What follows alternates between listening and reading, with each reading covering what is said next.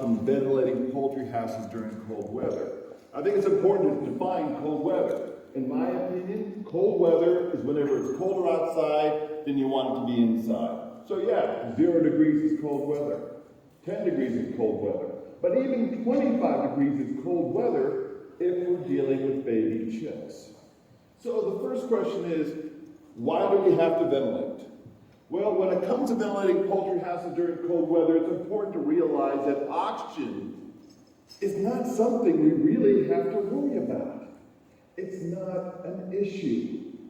Because chicks actually don't require a lot of oxygen. If you actually look at the research, we only need to bring in 34 cubic meters per hour of fresh air to meet the oxygen demands of 25,000 day-old chicks. That little 6 centimeter diameter computer fan moves 140 cubic meters per hour. So we only need to operate that little fan 75 seconds out of every 5 minutes, and we've met all these oxygen requirements for 25,000 chicks. Even for market-age birds, 25,000 market-age birds only require about 500 cubic meters per hour of fresh air. So if we had 44 90 centimeter fans, we'd only have to operate them only 3 seconds out of 5 minutes, and would meet all the oxygen requirements of those market-age birds. CO2, everybody's talking about it. But the fact is, during cold weather, CO2 is not a major concern. Though some animal welfare guidelines say it has to be kept below 3,000, if you actually look at the research, it has to be much higher to affect bird health and performance. We look back in the 1980s. The USDA lab in Mississippi State looked at 3,000, 6,000, and 12,000 parts per million, continually for 0 to 28 days. But ambient CO2 is about 400. 6,000 had no effective body weights whatsoever. It had to get up to 12,000 to slightly depressed weight at 28 days. 28 days of 12,000 parts per million. They repeated the study in 2008, looked at 9,000 parts per million at 0 to 14 days, looked at performance, blood chemistry, heart condition. They said increasing it from 0 to 400 ppm up to 9,000 did not affect blood chemistry, did not affect 28 and 49 day body weight of peak versions. There was a slightly increased mortality due to some hypertension syndromes in a few birds at 9,000 parts per million. But the fact is, my 30-some-odd years measuring CO2 in poultry houses, they actually very rarely exceed 4,000 parts per million. For example, this is one of our farms, 12 by 150 meter house. Those are the temperatures over the course of the flock. Those are the outside temperatures you see, -6 to maybe up to 27 degrees over the course of the flock. A lot of variation. Look at CO2 over the course of the flock.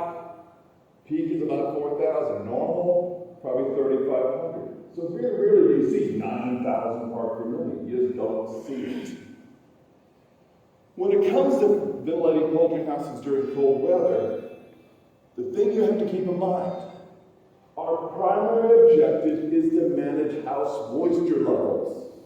That is what we're trying to control during minimum ventilation. In fact, 95% of the time, house moisture levels determine how much we need to ventilate during cold weather. This is because moisture is our real enemy. High moisture levels lead to ammonia, respiratory issues, damaged claws, leg issue, and an overall reduction in bird performance. You control moisture, you control bird health and performance. In general, we really shouldn't be ventilating to control ammonia, because once you have it, you've already lost the battle. This is because, again, once you have ammonia, it's very difficult to get rid of it. It's like a sinking boat. And we have this ammonia or water coming into the boat all the time. And here we have a bucket trying to get rid of it. You can't ventilate your way out of an ammonia problem, essentially. ventilation doesn't eliminate ammonia, it just temporarily reduces it. It's like being in that boat. If you stop bailing out the water, you're going to sink. The same thing with ammonia. We stop ventilating, we're going to sink. We turn on the fans, we turn them off, and the ammonia goes right back up. If we have high ammonia levels, turning on the fans off and on doesn't get rid of it. It just temporarily decreases. The key to controlling ammonia is controlling the generation of ammonia. That's what we ventilate. We don't ventilate for ammonia, we ventilate for moisture to stop ammonia from being the issue in the first place. Because if you look at transforming uric acid into ammonia, every step in the process requires water. The birds are going to put the manure in the house. There's going to be a carbon source in the house. The only thing we can control is the moisture. That limits the production of ammonia. We look at some research again done in Mississippi State, and it really shows the relationship between litter moisture and ammonia production. They did some samples in some real production houses, took litter samples across the width of the house in 100 different locations, near the sidewalls, feeders, and drinkers. They measured ammonia generation rate in different areas, litter moisture and pH. In general, this is what they saw. The driest litter was next to the feeders. Next to the sidewall was a little bit wetter, but near the drinkers was where the most moisture was. But then if you look at the ammonia generation rate, the ammonia generation rate followed moisture. The higher the moisture level, the higher the ammonia generation rate. What they concluded is that if you could reduce the ammonia generation near the water lines to that near the feed lines and the sidewalls by lowering the litter moisture, if we could keep the litter drier next to the drinkers, ammonia levels could be reduced by 40 to 80%. It's not the whole house generating the ammonia, it's the wet areas of the house generating the ammonia. So how do you determine minimum ventilation rate to control ammonia once you have it? Well, it's quite simple. It depends on the current level of ammonia and how much you want to reduce it. Ammonia concentration is roughly proportional to ventilation rate. Simply put, if you want to cut your ammonia concentration in half, you have to double your ventilation rate. And if you double your ventilation rate, what are you going to do? You're going to increase your heating cost. So, to go from 80 to 40, you have to double your minimum ventilation rate. To go from 40 to 20, you have to double it again. To go from 20 to 10, in the perfect world, you have to double it again. And every time you double your ventilation rate, you're going to nearly double your heating cost. Once you have it, you're in trouble. We have to prevent it from being there in the first place. Let's look at an example of this. Here's a house with 35 parts per million ammonia. Fans are running, minimum ventilation fans are running 90 seconds out of 300. We increase it to 120, we add 30 seconds. That's a 25% increase, and ammonia drops 25%. We increase it again to 150 seconds out of 300. That's a 40% increase, and the ammonia concentration decreases by about 40%. So to control ammonia, bird health, and performance, we need to make sure our litter remains relatively dry by ventilating to remove the moisture the birds are adding each day. That's ventilation 101. Whatever the water the birds are adding that day, you need to remove that day. We want a balanced litter moisture. So again, the step one in controlling house moisture levels, the step one in determining minimum ventilation rates is to determine minimum ventilation rates based on bird water consumption. For example, 21-day-old broiler will consume about 110 grams of feed per day and will drink about 200 mils of water. We know that because the relationship between feed and water consumption is very solid. The number one thing that determines water consumption is feed consumption. If your water consumption went down 20% from one day to the next, your feed consumption went down 20% from one day to the next.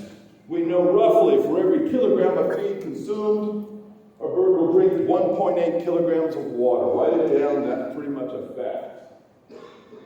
Water consumption graphs are essentially feed consumption graphs. These are 15-minute water consumption data over a 3-day period. There's a spike in the morning, a spike in the evening, about 3 hours before the lights are going to go off, because the birds know when the lights are going to go off. How big that spike is in the evening depends on how long the lights are off, because the birds know how long the lights are going to be off. The longer they're going to be off at night, the bigger the spike. But if you graph feed consumption, you see they have the same pattern. Water consumption graphs are feed consumption graphs. So, we have a 21-day-old broiler, consume 110 grams of feed, will drink 200 mils of water, and will retain about 20% of that in the form of tissues, blood, meat, and all that. So they'll retain about 20% or 40 mils of the water they drink. Therefore, each bird will add 160 milliliters of water to the house over the course of the day. But, slight problem. Interesting fact that I learned, the digestion of feed actually creates water. So not only do we have to worry about the water the birds are drinking, we have to worry about the water the birds actually create by the digestion of feed. In fact, the digesting of 110 grams of feed will produce 40 mils of water. So, a bird will drink 200 mils of water, will retain 40 mils of water, will create 40 mils of water when they digest the feed. Therefore, each bird will drink 200 mils of water per day and will add 200 mils of water to that house every day. The fact is, for any given bird age, the best measure of the amount of water the birds are adding to that house each day is a simple water meter. That's telling you how much water they're adding to the house each day. Now, to control house litter moisture, we simply need to ventilate the house each day based on the amount of water the birds are adding. But what's interesting, it doesn't matter whether these are broilers, layers, breeders, ducks, pigs, it doesn't matter. A water meter is generally the best indicator of how much you need to ventilate each day. In short, whatever the birds are drinking each day, we need to remove from the house each day. So, that's nice. How do we determine how much we need to remove, how much we need to ventilate to remove the water the birds are adding to the house each day? Here's a rule of thumb. Under typical wintertime conditions, we'll define typical here in a moment. And typical is 27 degrees inside with 50% humidity. Outside, 5 degrees and 50% humidity. So, again, we're going to see under typical wintertime conditions, 27 degrees, 50% humidity. Outside, 5 degrees and 50% humidity. A rough rule of thumb is we need to exchange 100 cubic meters of air to remove each liter of water the birds add. We're going to bring in 100 cubic meters of air. We're going to absorb a liter of water, and then we're going to exhaust it from the house. That's ventilation. So for every liter of water, we need to bring in or exchange 100 cubic meters of air. So if a water meter indicates 1,000 liters of water flowed into a house on a day, we need to remove 1,000 liters of water to maintain our dry litter. So, we'll just do a little math. 1,000 times 100 is 100,000 cubic meters per day to remove that 1,000 liters. Or in terms of cubic meters per hour, we take 100,000 divided by 24 hours, we come up with 4,170 cubic meters per hour, which is basically what a 40 centimeter fan moves. That's it. That's your basic moisture removal. That tells you how much you need to ventilate each day. 100 cubic meters per liter. Simple as that. But what if your conditions aren't typical? I gave you very specific temperature inside and outside. How do you determine minimum ventilation rates with different inside-outside conditions? A lot of different countries, a lot of different definitions of cold weather. How do you do it? We have an app for that. Poultry 411. It's for the iOS and Android systems. It's free. You can download it. And we're going to go through a couple different features of this app, but the first one is a minimum ventilation calculator. It does all the work for you. So you click on calculators, click on minimum ventilation, and you come up with this page right here where you put in your outside conditions, your inside conditions, the amount of water you want to remove, and the air moving capacity of the fans, your minimum ventilation fans. Give it that information, and it will tell you how much you need to ventilate to remove the water the birds are at. So let's look at an example. So 14-day-old birds again. Inside conditions are 27 degrees, 50% humidity. Outside, it's 5 degrees and 50% humidity. The birds are drinking 4,500 liters of water that day. And we want to use 3 90-centimeter fans for minimum ventilation. Those are the 3 fans that we think we need to use. So we go into our app, put in our temperature, 5 degrees, our relative humidity of 50%. Now, it will actually calculate absolute humidity. And it's important, I know it's a little technical, but it's important to realize there's a difference between relative humidity and absolute humidity. Relative humidity, in this case is 3.2 mils per cubic meter.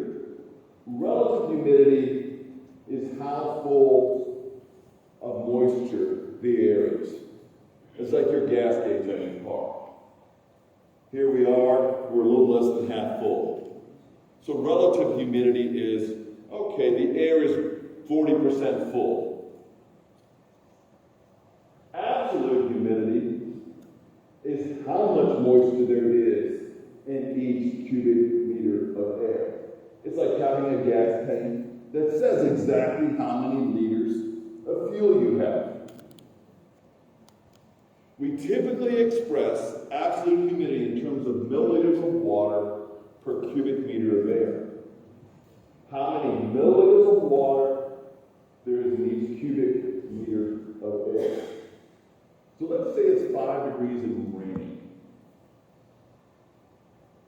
The relative humidity is 100%. 5 degrees, raining, relative humidity, 100%. The air is holding all the moisture it can. The absolute humidity is 6 mils per cubic meter.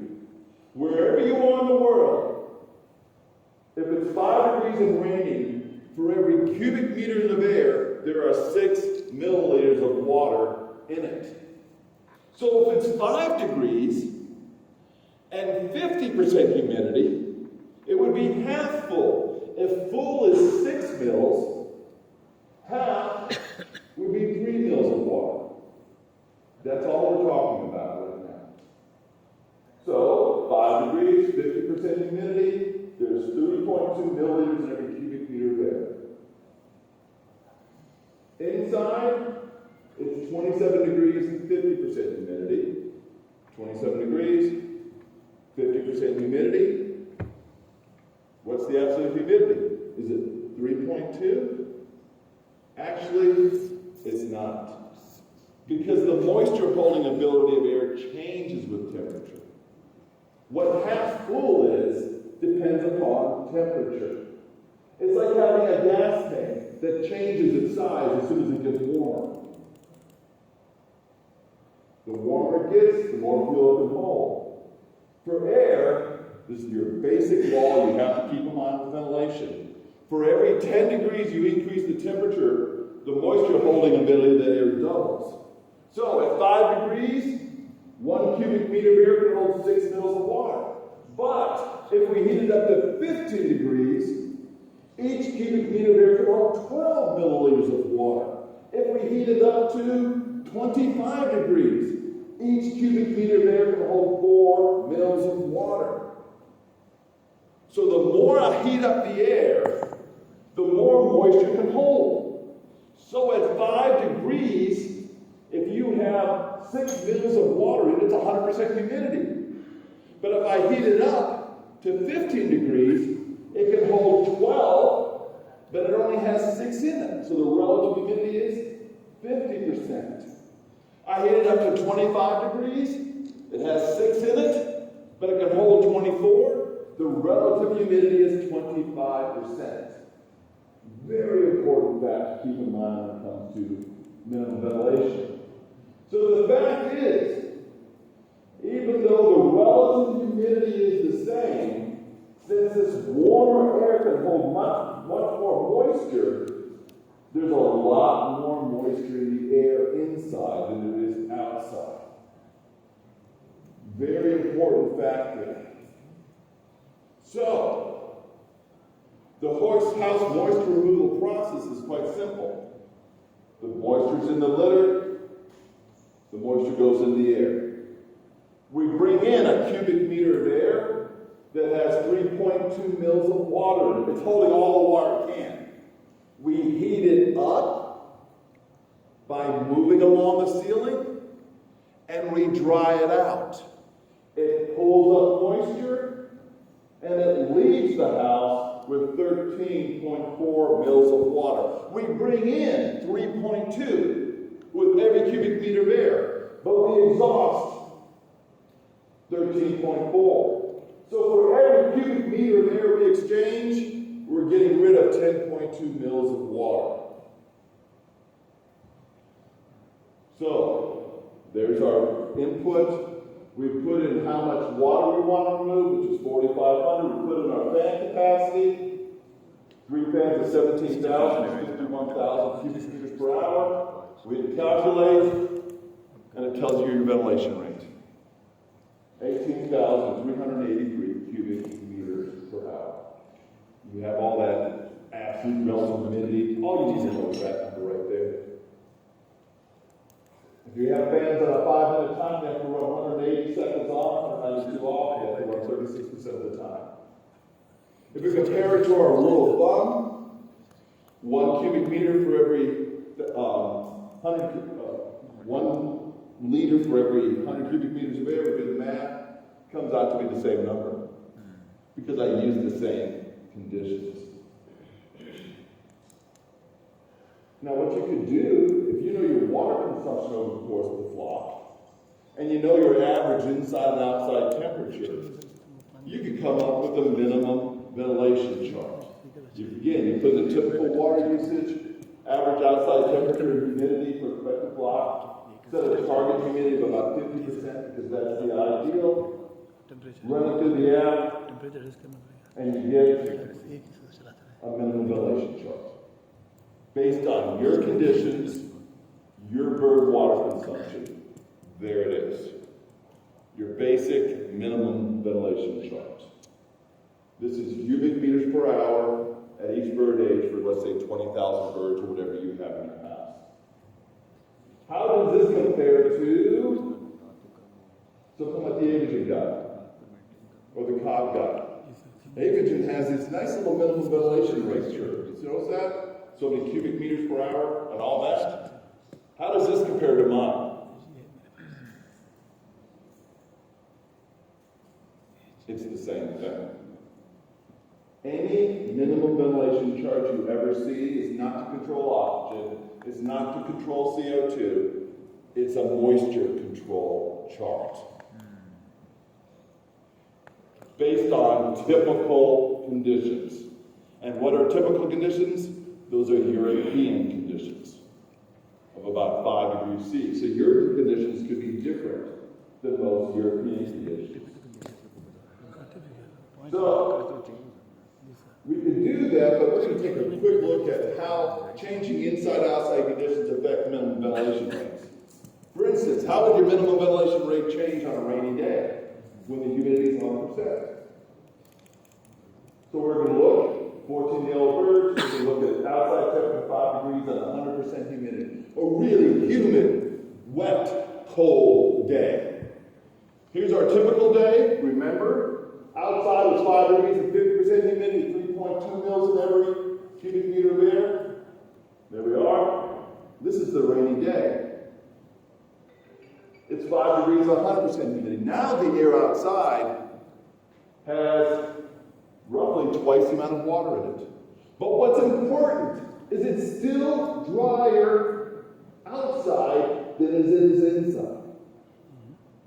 Look at the difference. I know that's the hardest thing to get across. That's true. But the fact is, because it's warmer inside, the air inside always has more moisture than the air outside does. Do the calculations. What do we come up with?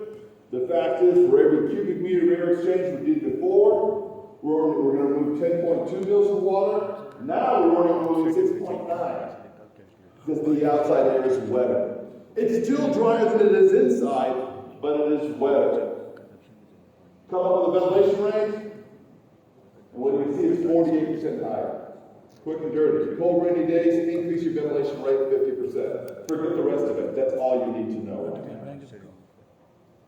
How will it change if it's colder outside? 0 degrees. Put our numbers in there. Now the outside air has less moisture in it because cold air is drier. Because cold air can hold less moisture. Do all the calculations. What do we come up with? 8% less. The colder it gets outside, the less you have to ventilate. Really cold weather, about 10% less than moderately cold weather. There you go. There's the number. What if it's warmer outside? Again, there's our typical conditions. Now we're going to look at a 20-degree day. Air outside actually has a lot more moisture in it because it's warmer outside. It can hold more moisture. Do the calculations. What do we learn? Ventilation rates have to go up 100%. So if you are living in a climate where during brooding, your outside temperature is 20, 25 degrees, whatever you see on those charts, the fact is you have to double that. And the app sort of goes through that for you. So summary, cold weather, we can decrease our ventilation rates maybe 10 or 15%. Moderately warm weather, we may need to double our minimum ventilation rates.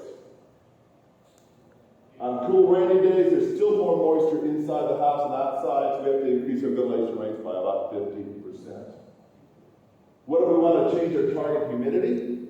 Let's say we want our humidity lower, so we can draw more moisture out of the litter, especially helpful if we have cake litter. These are our ventilation rates if our target humidity is 50%. If we drop it to 40%, there's less moisture in the air, so we have to exchange more air. More moisture in the air. If we have a higher humidity, long story short, we're looking at if we drop the humidity from 50% to 40% because our litter is wet and we're trying to draw it out, our ventilation rates have to go up about 40%. Once that litter gets wet, it's expensive to get rid of because now we have to keep the house drier to pull the moisture out of the litter. Now, if you want to run a higher humidity, you can ventilate less. But the problem is, the higher the humidity you run, the more moisture is going to build up in that litter. So, decreasing your target humidity from 50 to 40%, you have to increase your ventilation rate about 40%. That's going to be expensive. Raising your humidity to 50 to 60 is going to save you gas, but you're probably going to end up with wet litter. Because the higher the humidity, the less moisture comes out of the litter, and the more likely that litter will cake over. It's important to realize this app only provides a theoretical estimate. Actual ventilation rates are going to vary with changes in outside temperature and humidity, exhaust fan performance, sidewall inlet performance. So the best way to use this app is to give you a starting point. You use the app to come up with a starting point. And then each morning, adjust your minimum ventilation rate based off of past relative humidity. The typical humidity we're looking for is between 40 and 60%. Somewhere in that range is typically what we're looking to do. If it's above 60%, you're probably ventilating too little. If it's below 40%, you're probably not ventilating enough. Here's an example of how not to do it. The green line is temperature. The blue line is humidity. These are the first 10 days of the flock. Every day the humidity is increasing. What is that telling you? The birds are adding more water than you're removing. And each day the litter gets a little wetter and wetter and wetter, and then all of a sudden you have cake litter. And once you have cake litter, it's very hard to dry. It takes twice the ventilation to dry caked over litter than it does nice dry litter, because you lose your surface area. This is what it's supposed to look like over the first 14 days. The temperature comes down and humidity remains a constant. That means every day, if humidity is constant, that means I'm removing the same amount of water the birds are adding. So that's simple. Use the app to come up with a starting point. Check your humidity each morning and make adjustments to it. Don't wait for your litter to get wet to increase your ventilation rates. Step 2, not only have to bring in the right amount of air, we need to bring it in the right way. This is curtain ventilation in South Dakota. It's about minus 20 degrees C outside. That is not how you minimum ventilate. The cold air is dropping to the ground. How much air is coming in? Who knows? It's coming in, dropping to the floor. It's not heating up. It's not drying out. It's just chilling the birds. When we look at a thermal image, the ceiling is nice and warm. The floor is cold because that cold air is coming in, falling to the floor, taking the heat out of those birds. It's just sucking the heat right out of those birds. It's not drying the litter because you can't dry litter with cold air. It has a very low moisture holding ability. This is how we want to do it. We want to bring the air along the ceiling. To do that, we need a well-designed and operated negative pressure ventilation system. What is a well-designed negative pressure ventilation system? A negative pressure system is one where they use exhaust fans to control the amount of air we're bringing in, usually on a timer. And we use air inlet to control air distribution and mixing.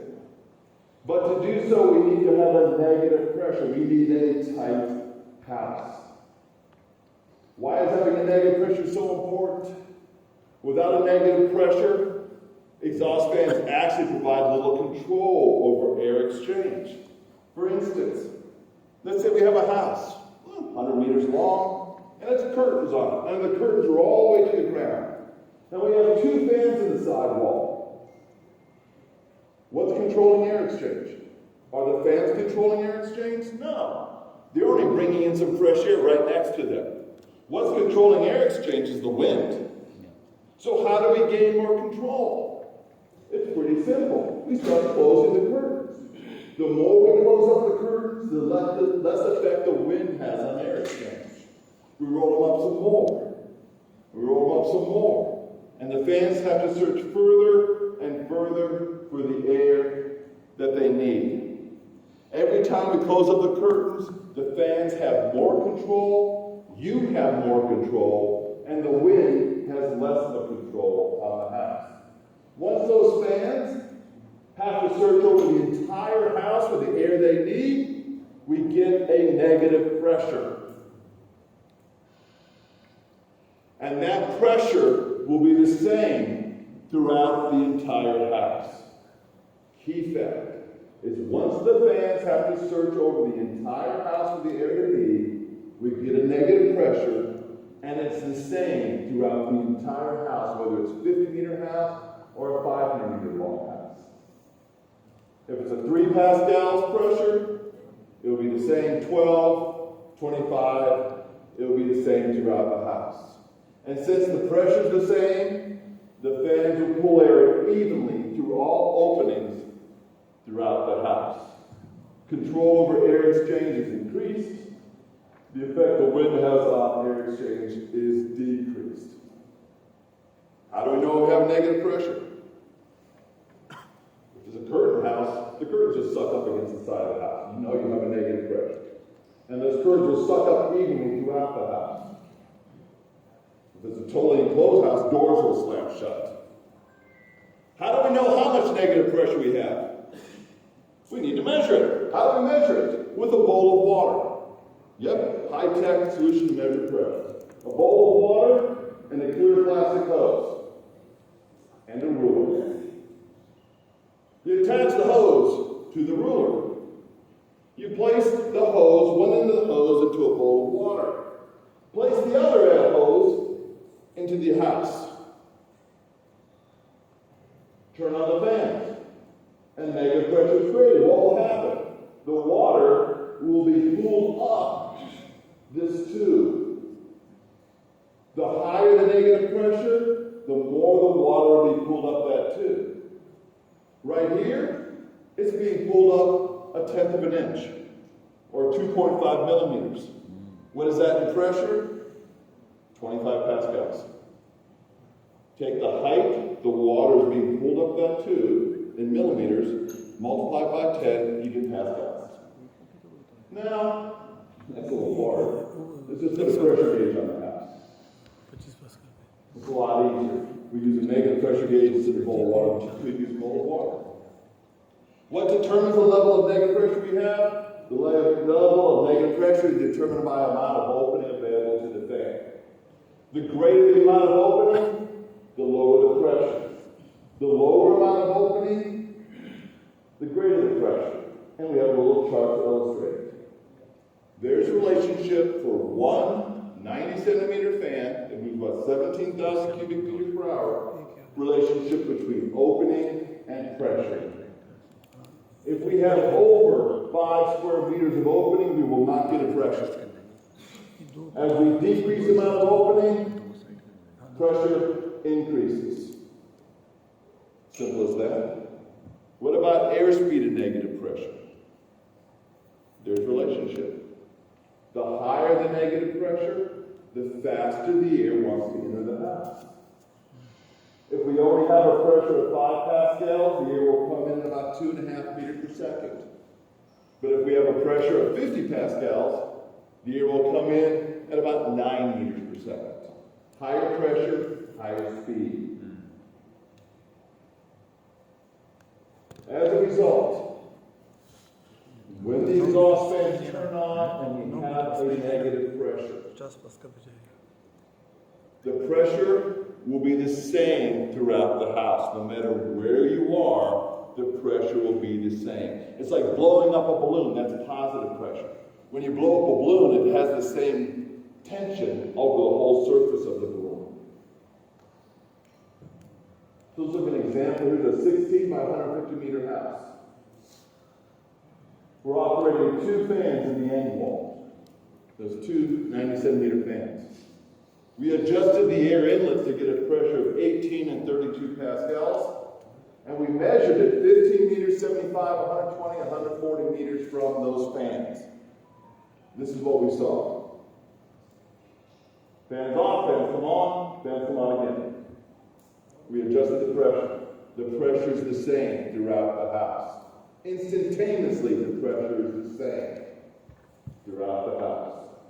And since the pressure determines how fast the air comes in, we have 20 pascals of pressure.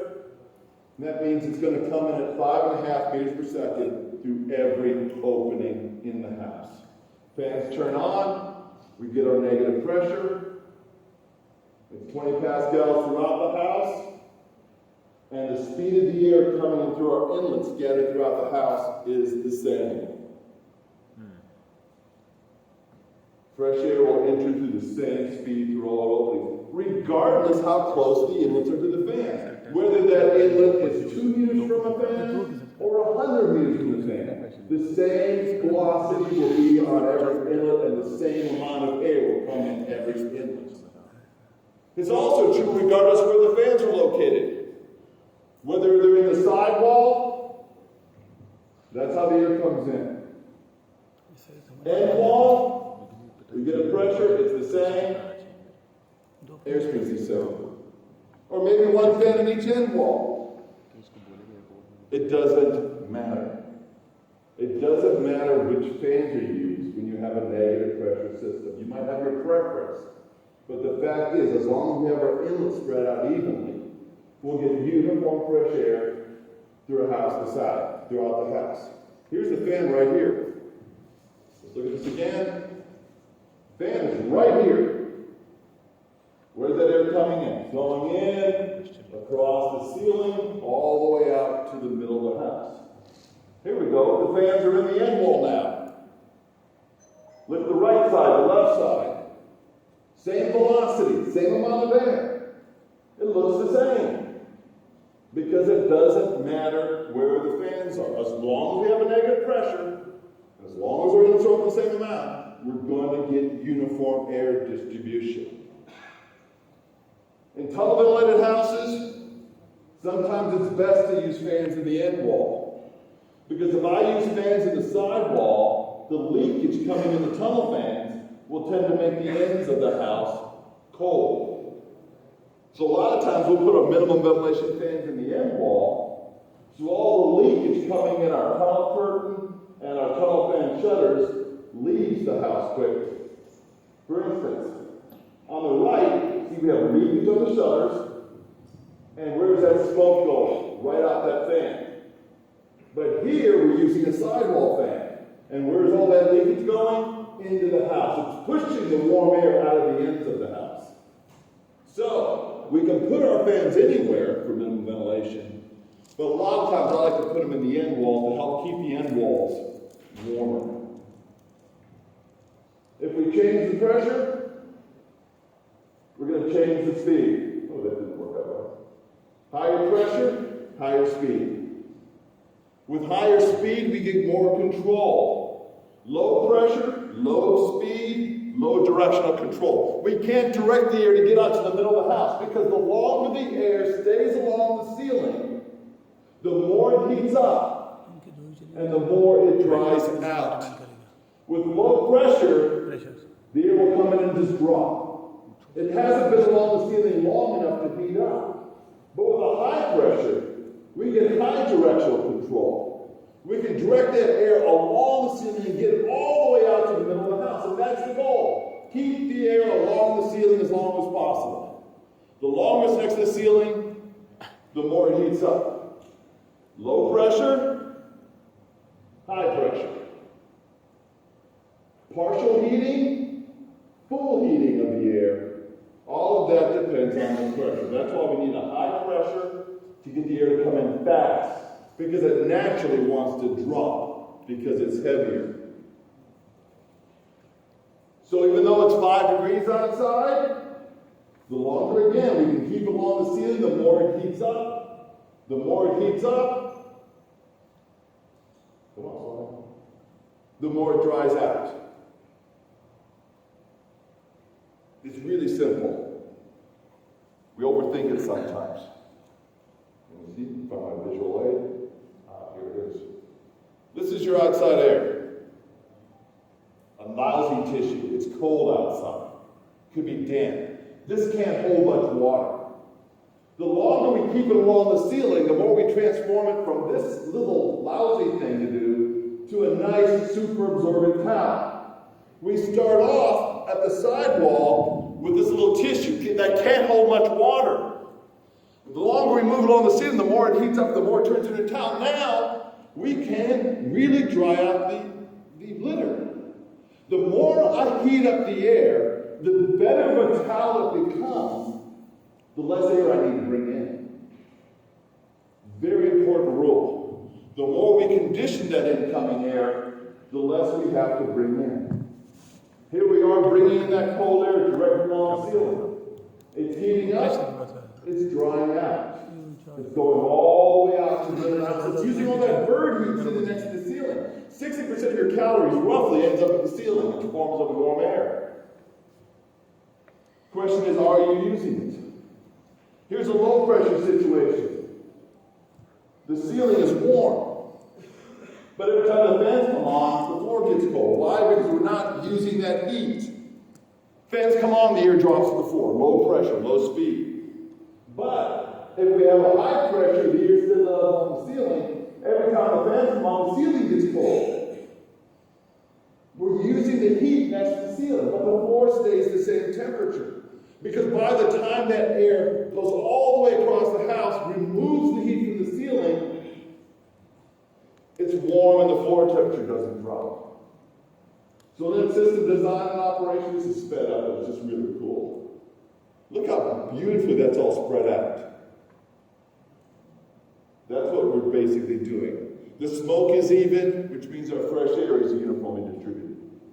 Long story short, what we're looking for is about a 5 centimeter inlet opening and an airspeed of about 6.5 meters per second in general. To get the air to come in at 6.5 meters per second, we need a pressure of about 20 to 30 pascals. We need a good inlet to do it. We need a nice little recess in it like one of these, where the door sits in the wall. Little simple difference. With recessed inlets where the blade sits in the wall, fresh air exits the top of it, and it pulls in fresh air from the sidewall, which helps to heat up that air quickly.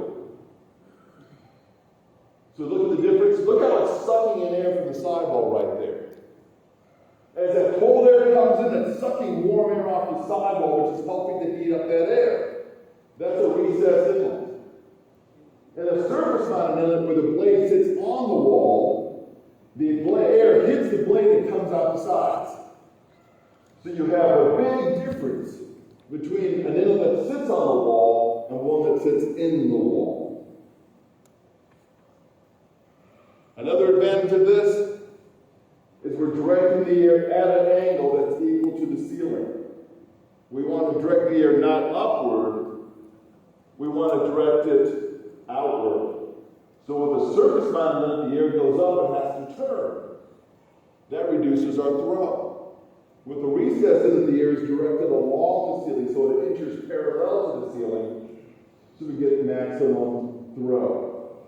Recessed inlet, surface mounted inlet. Notice how much colder the sidewalls are. So the type of inlet makes a difference too. The optimal position for an inlet is next to the ceiling. And ideally we want a smooth ceiling because the air likes to move along a smooth surface. We want to get that cold air away from the birds as much as possible. We want the air to come in straight and move right along the ceiling. That's the optimal what we're looking to do. Maximum throw, maximum heating, maximum drying of the air. You can see the air moving faster right next to the ceiling than it does lower down because the air is holding onto that ceiling. Simple thing as that. Now this is what I hate to see. A rough ceiling. Because that inlet is in the right position, but what is it going to do? It's going to go up, hit that, and come straight down. No matter what pressure, no matter what speed, it doesn't matter, that's what it's going to do. Because you don't have a smooth ceiling. Here's what you can see, air coming up, lower the sidewall, goes up, hits that beam, and comes down. Cold sidewalls, hot middle of the house. So what we need to do is cover up those exposed beams in the vicinity of the inlet. We want to cover them up for about 2 to 3 meters in front of each inlet to form a smooth surface to get the air out to the middle of the house so it can heat up. For instance, here you can see we have a house. with some exposed beams. We cover it up for about 2 to 3 meters, and the air just has a nice surface to go across. Simple way to make an inlet much more effective if your ceiling isn't smooth. One last important point. The inside-outside temperature difference affects your target pressure. The colder it is outside, the heavier the air is, and the faster it wants to drop to the floor. So for moderate weather, 20 to 30 pascals is correct. But as it gets colder, we have to run a higher pressure to keep the air next to the ceiling. If it's warmer, the air is lighter, we can run a lower pressure. So there's a range of pressures that we could use. This is the day before chicks arrived in the house. We have a 4-centimeter opening, 25 pascals. 16 degrees outside, 32 degrees inside. You look at that, does anything look wrong? Looks good. Air's going out to the middle of the house, everything's fine. So we're ready for chicks. Next morning, chicks are in the house. Same pressure, same inlet opening. Does it look good now? No. It's 5 degrees outside now. It's colder. The air is heavier, so it's dropping to the floor. It's forming a cold blanket across the floor. We're going to chill our chicks. We're going to use more gas because we're not utilizing the gas next to the ceiling. We're going to end up with wet litter because that air is not going to be thoroughly dried out. Last step, maximize house tightness. The whole goal in a negative pressure system is all the air needs to enter through the inlets. Because only the air that's entering through the inlets is going to be heated and dry. And that air is going to help the birds. All the air that comes into the cracks is not helping the birds. It's actually going to hurt them. Here we go. One house, we're bringing air along through the inlet. It's a nice tight house.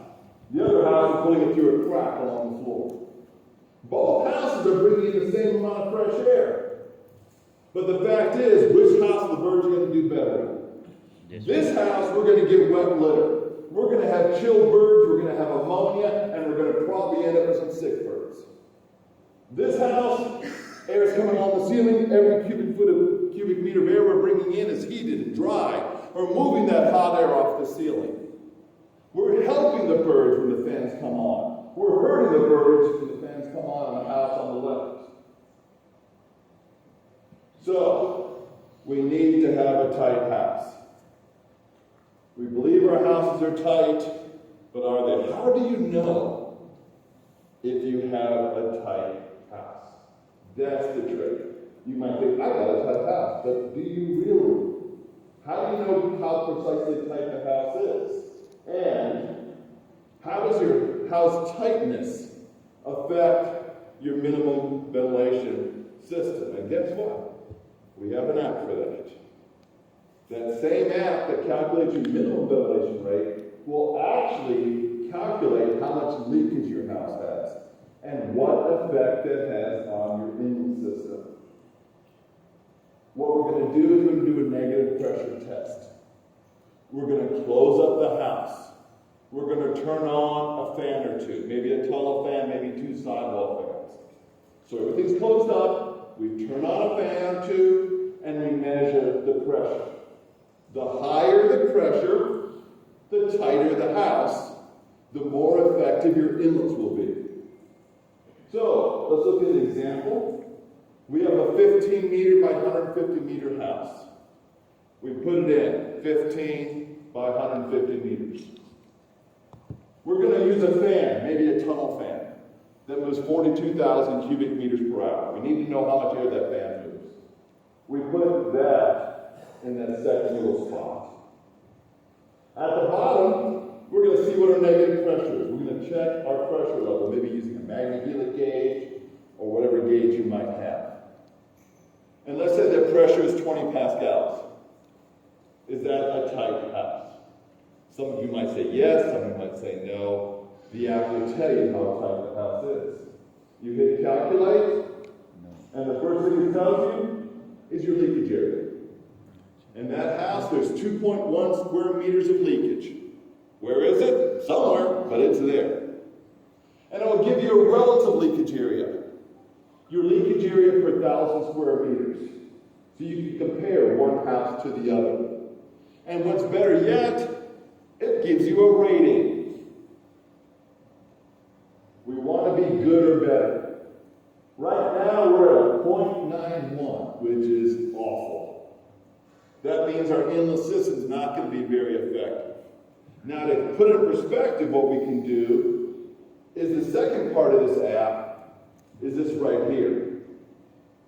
The inlet system effectiveness part of the app. We're going to put in some more information, and I said, tell you how good your inlets are going to work.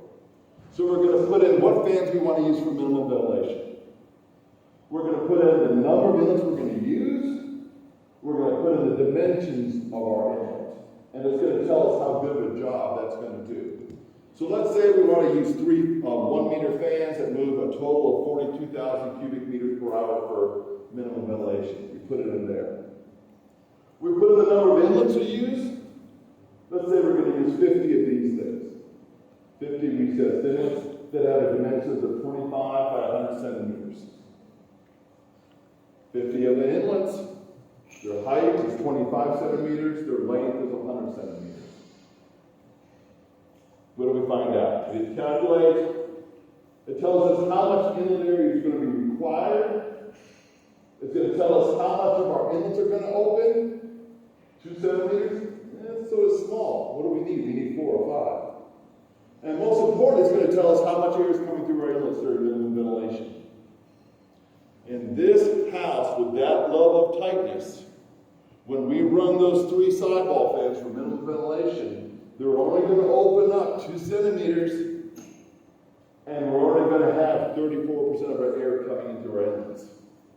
The majority of the air is going to come through our cracks and our curtains and things like that. Yes, some of the air is going to be moving along the ceiling. 33% of our air will move along the ceiling. The rest of it is going to come into cracks, fall to the floor, and chill our birds. We're not going to be very effective. We're going to have high heating costs, and we're going to tend to have poor air quality in that house. Let's just make the house tighter. Let's say we can get 60 pascals of pressure in that house when we do our pressure test. Again, we're going to check our tightness. It's 150 by 50 meters. We're going to use this tunnel fan for our test. We close up every tank and measure 60 pascals. What do we learn? Now, we have only 0.9 square meters of leakage area. Our relative leakage area per 1,000 square meters is 0.11, and we have almost a perfectly tight house. You're not going to see that very often. Trust me, you're not going to. This is an extreme example. We put in our information about our inlets, and now what happens? Now, our inlets are going to open up 4 centimeters, 4.4 centimeters. We've got a good opening now. And better yet, 73% of our air will enter through our inlets. And now we're going to have something that looks more like this than the thing we saw before. The fact is, the tighter the house is, the more effective the inlet system will be. And the easier it will be to control moisture. How do we figure out where our moisture is coming from? We want to use, oh, come on, we did ball right there. Yeah, that's cool. Stop it. These are such good videos. There. What you do is during the negative pressure test, you close up everything tight, and you walk around the outside of the house with an insect fogger. And you'll find out where all your leakage is. In a totally enclosed house, it's going to tend to be around your tunnel fans, shutters, and your tunnel doors. In a curtain-sided house, it will be your curtains. If you want to get a curtain house tight, you have to install pockets, both on the ends and on the top of the curtain. You don't want the curtain just pulling up against the side of the house. You want the curtain pulling up into a pocket we have wall and then a curtain. So imagine a curtain folded over, and the curtain gets pulled up into a sleeve. That will get you all sorts of tightness. Here you can see the curtain pulls up onto the sidewall, but there's another curtain out here that holds it up against the side of the house. You can see here the curtain is stripped, and there's a pocket at the top. Let's look at some video here. Come on, video. Don't fail me now. Oh, dang it.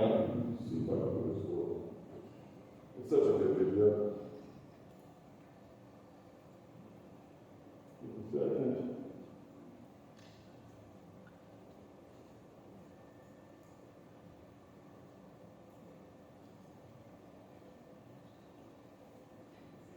My last video isn't going to work. Okay.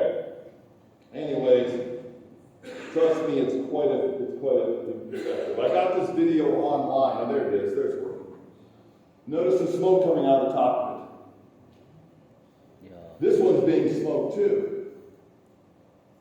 Look at all that smoke, all the heat leaving. But the one on the right, there's really nothing coming out of it. That's on our website, poultryventilation.com. You see this? I'm going to show it. There we go. It's being smoked, but there's nothing there. A little bit there. Big difference by having that pocket curtain strip. So if you want a tight house with curtains on it, put a pocket on it. So, in short, we're not trying to control oxygen during ventilation. We're not really trying to control CO2. Very rarely an issue. We're trying to control moisture. How do you control moisture? Start your ventilation rate based on how much water the birds are drinking. Use that app to give a starting point. Every morning, check the relative humidity. You want it between 40 and 60. If it's above 60, you have to ventilate more. Well, what if my house temperature drops? Then you need to add heat. I can't change laws of physics. If it's too dry, you're probably ventilating too much. Cut it back.